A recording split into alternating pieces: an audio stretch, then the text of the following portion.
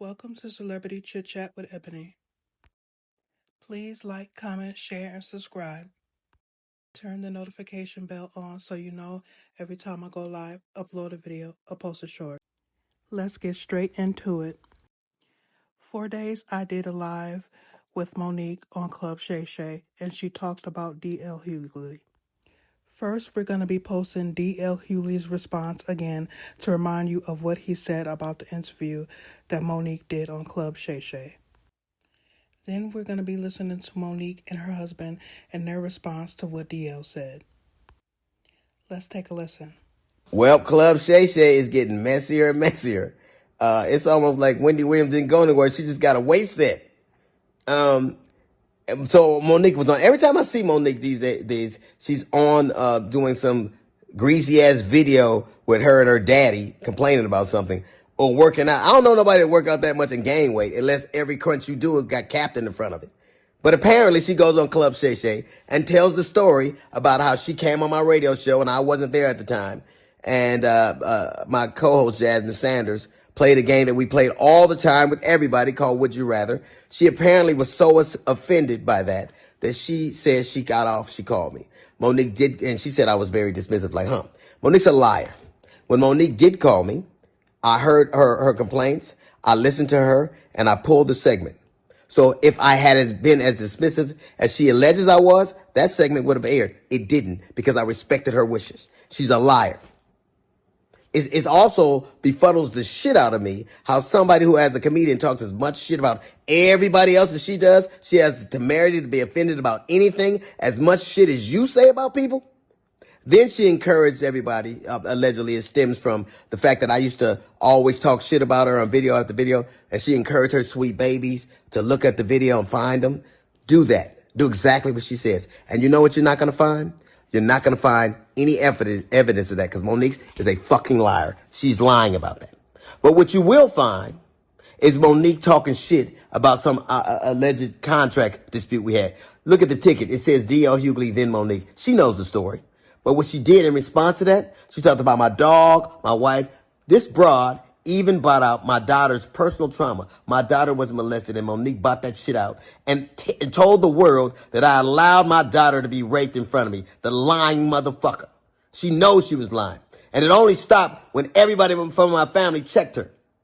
It's interesting. You know what else you won't see Monique doing? You won't ever see her with her family, videos with her children or grandchildren, because nobody fucks with me. How do you have sweet babies when your own babies don't fuck with you? How do you love us for real when there's no evidence of anybody loving you for real, except your daddy, who you apparently have to pay? And FYI, daughters are paid for by daddies, not daddies who get paid by their daughters. You know what else you won't see Monique doing? Telling jokes. Monique, if she'd have spent as much time actually writing jokes and writing her Netflix special as she did complaining about not having one, it wouldn't have been trash. It got the worst reviews of any Netflix special in history. Because that's what Monique does. She complains and she has grievances. You never see her being a human being. You never see her being sweet and warm to people. Except when she's using it to butter somebody up to get something. There's a reason why everywhere she go, shit starts. Everywhere she goes. How is it that nobody fucks with you? Not even your family. How do you, I was on the road, get it. I get it every goddamn week. Look at my schedule versus yours. See how much I'm going. And I still manage to have a relationship that I cherish with my children. Can you say the same? You can't. Because all you do is talk about your grievances and who did you wrong. There's a reason you're by yourself. There's a reason you got to pay a man to love you. It's sad. There's an old adage that says you can't buy love. It's a shame, Monique, that you probably always will have to. I think it's enough babies in there. All right, let's go get it. Come on. Well, thank you for tuning in. We just wanted to take a few minutes to address a couple of things that have taken place after the Club Shay Shay interview. Much love to Shannon Sharpe. Yes. Good brother. Thank you for allowing Monique to come on the platform, be a listening ear, continue success on what it is that you're doing. Thank you for being a real one. Yeah, baby. Thank you. Thank you. We wanted to address first and foremost our brother, D.L. Hughley. And we are firm believers on what is right and what is wrong.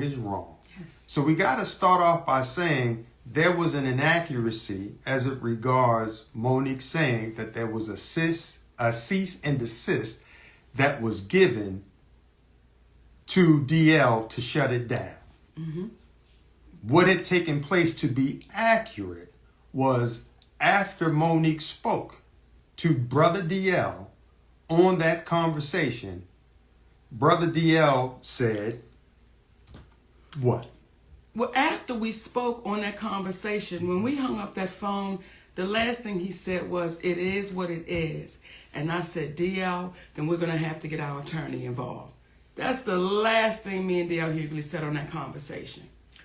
And after having that conversation with Monique, we went and got our attorney involved, Attorney Anderson. At the time, there were some emails that were transferred back and forth between his side and our side, and it escalated to a point when we had our attorney on the email, whereby then finally DL said that he would scratch the interview. Yes. So it was inaccurate that a cease and desist had to be given. However, that was the next step, and that's what Monique remembered, because when I discussed it with her, we said that would be the next step. But to DL's credit, at that moment, when it had escalated, that's when he decided to shut it down. However, that is a bit different from how it seemed to have been communicated, whereby on the phone, they were having a conversation and it was kumbaya. Though he never used those words, kumbaya, it did not end with her being under the impression that this was going to be resolved and shut down. So we wanted to make that clear out of love and respect for Brother DL. And despite all the commentary that he gave, with all the crunches she be doing, the captain's in the front. I do. And I do. tell him. I'm a sneak snacker, baby. And she doesn't sneak when she snacks. Okay. Hey. But nonetheless, we wanted to be clear because at the end of the day, we black folks in this world of entertainment. And there was a level of harshness in his return that seemed a little bit exaggerated for the moment. And we wanted to make it clear, and I think Monique can do it best when she speaks in reference to what she meant while talking about DL in the past. You know, when I watched DL say, she went after my wife, she went after my daughters, I want to really be clear who I went after so that there's no confusion here. When I was on stage, when I'm on stage and we are performers, we are performing to the audience in front of us. When I was on that stage and I said it must be hard to perform oral sex, but differently, okay, on a coward, that had nothing to do with Mrs. Hughley. That insult was directed straight to you, DL. That had nothing to do with your wife. That was straight to you. So it felt like you were trying to pass it off as if I was going after your wife. When it comes to your daughter, to the baby that you did a post about, you did an interview about, I didn't do that interview. I simply reposted what you said. So when you say, Monique, you went after my daughter, that's untrue, DL. I posted what you said.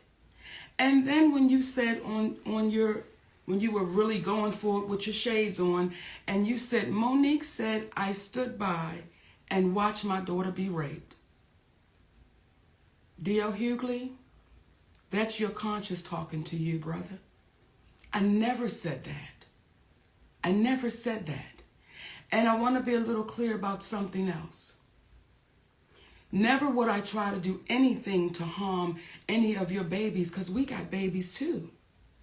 So never would I try to do anything to harm your children. However, what I was saying to your daughter and to the other daughters out there, I know what it's like for your daddy to know you've been touched and he not protect you, because my daddy did the same thing. That's what that whole point was. But I was showing why I would call you a coward, brother.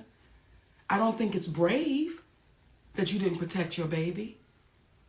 So when I said what I was saying, let me be clear to you, D.L. Hughley, it had nothing to do in reference to your family, and you know that. Now, when you were speaking and you were going off and you said, what did you say? She was so offended by the game we play, but you didn't say what the offense was. And that's the part for me that is disheartening, that you continue to try to trick and smoke and mirror our people. If you're going to say it all the way through. When you say family is sacred, you are absolutely right, baby. You're right. But when you say would my husband rather, and you co-sign your team of people doing that, well, isn't my husband sacred? So you got to be careful in your words, because the very words you use, DL, they're going to come back, and they're coming back to bite you, baby. And what I also said on Club Shay Shay, when I looked in that camera, I said, DL, I love you, brother. And I don't know if you didn't hear that part, but we really do. We love you, brother.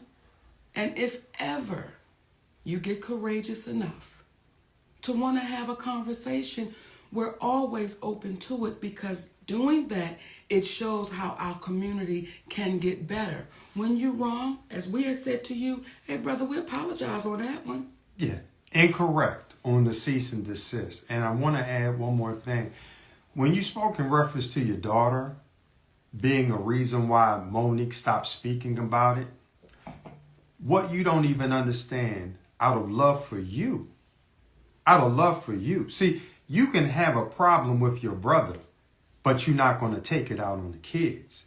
And we respected the fact that she tried to defend you, but we got 3 big ass sons that if we were to think about it in the same way that she thought about it, what would that be? But out of love for you, we're not going to go after your child trying to protect the father that she loves.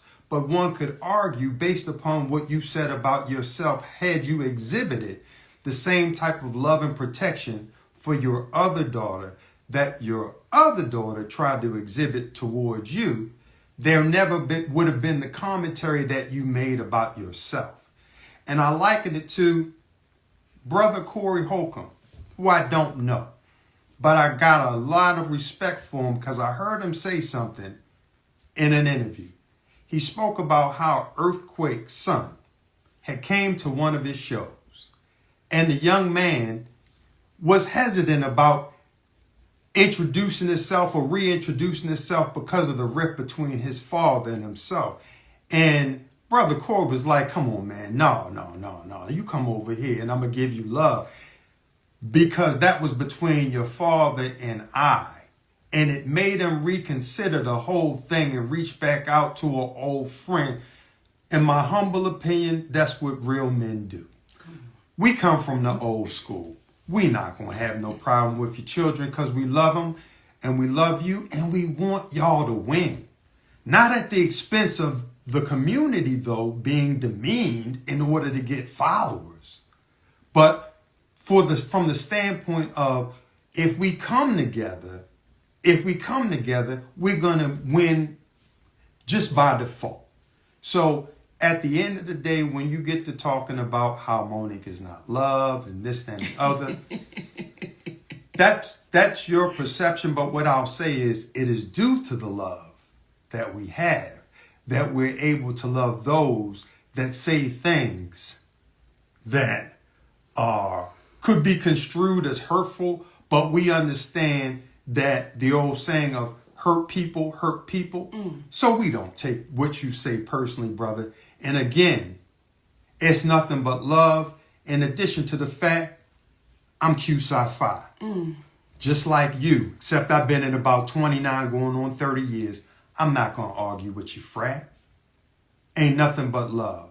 So we wanted to extend that to you and let you know what it is. And again, if you ever want to speak, let's have a real conversation. But people needed to know where the confrontation on stage began, and it was from that day. It was from that day. And once you own that day, DL, guess what, baby? We'll be good.